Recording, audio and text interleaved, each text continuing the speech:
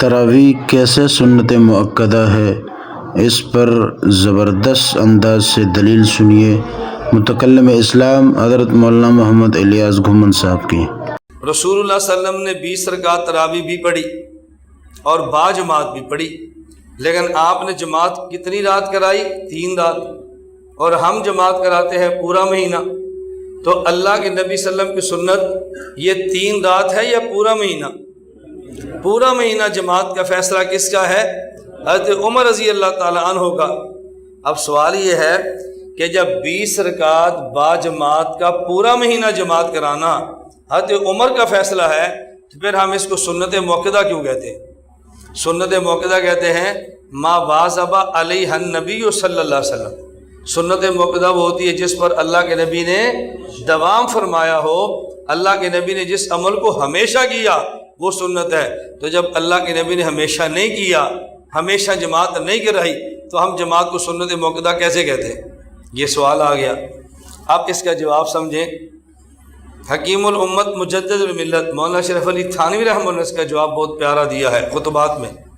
حضرت فرماتے ہیں رسول اکرم صلی اللہ علیہ وسلم نے 23ویں رمضان کو جماعت کرائی اور 24 کو نہیں کرائی، 25 کو کرائی اور 26 کو نہیں کرائی، 27 شب کو کرائی اور 28 کو نہیں کرائی۔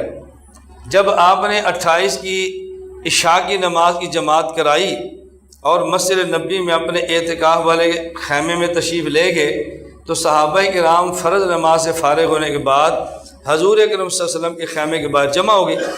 اللہ کے نبی باہر نہیں نکلے، آپ فجر تک اپنے خیمے میں رہے، اور فجر کی نماز آپ نے پھر باجماعت مسجد نبوی میں کرائی۔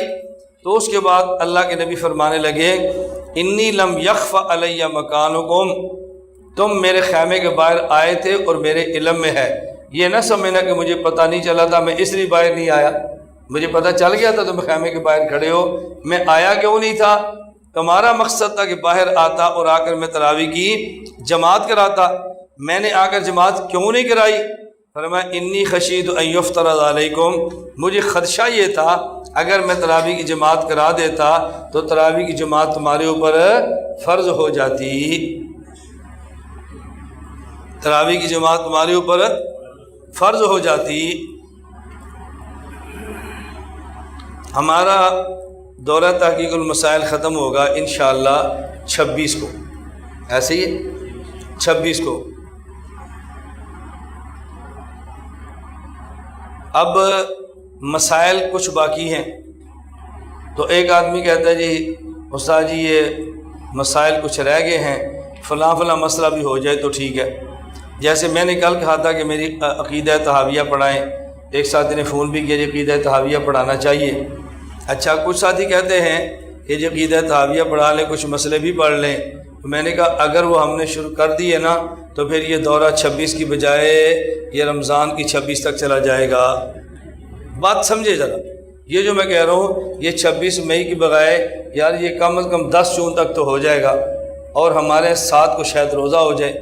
اب اس سے آپ کیا سمجھ رہے ہیں کہ میری خواہش ہے میں پڑھا دوں یا میری خواہش ہے کہ نہ پڑھاؤں؟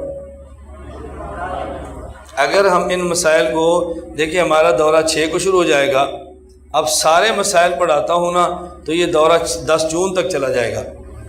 آپ لوگوں نے واپس بھی جانا ہے، تراویح بھی پڑھانی ہے، علاقے کے مسائل بھی ہیں، کر بتا کر آئے ہیں۔ اب پڑھانے کو دل کر رہا ہے لیکن عذر کیا ہے؟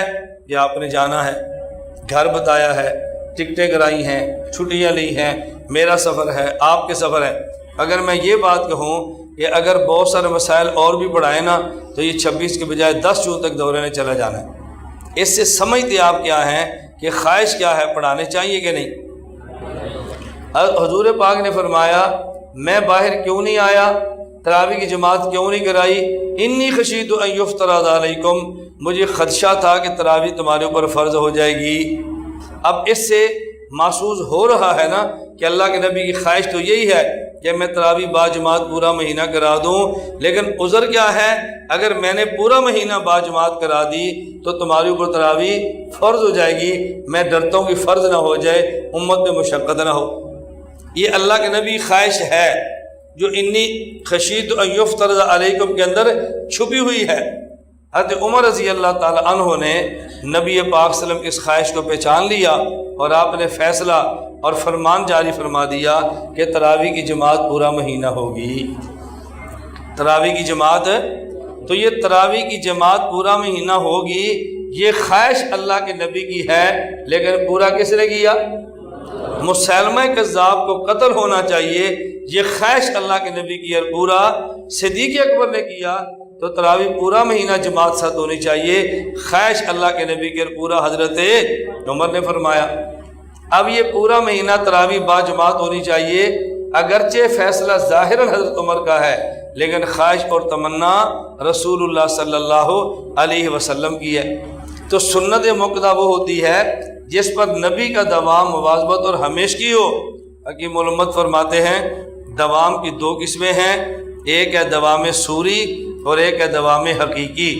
دوام سوری وہ ہوتا ہے ایسا دوام جو نظر آ رہا ہو، ایسا دوام جو نظر آ رہا ہو، اور دوام حقیقی وہ ہوتا ہے دوام تو ہو لیکن نظر نہ آئے، دوام تو ہو لیکن نظر نہ آئے۔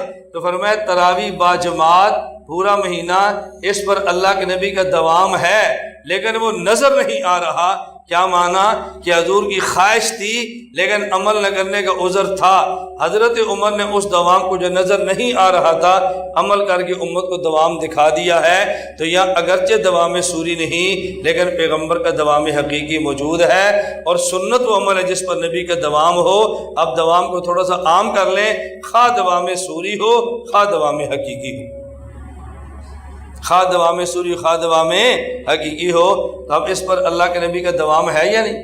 دوام نظر آ رہا ہے۔ اس لیے ہم کہتے ہیں کہ یہ 20 رکعت تراویح یہ سنت مؤکدہ ہے، اور یہ نبی پاک صلی اللہ علیہ وسلم کی سنت ہے۔ يرفع الله الذين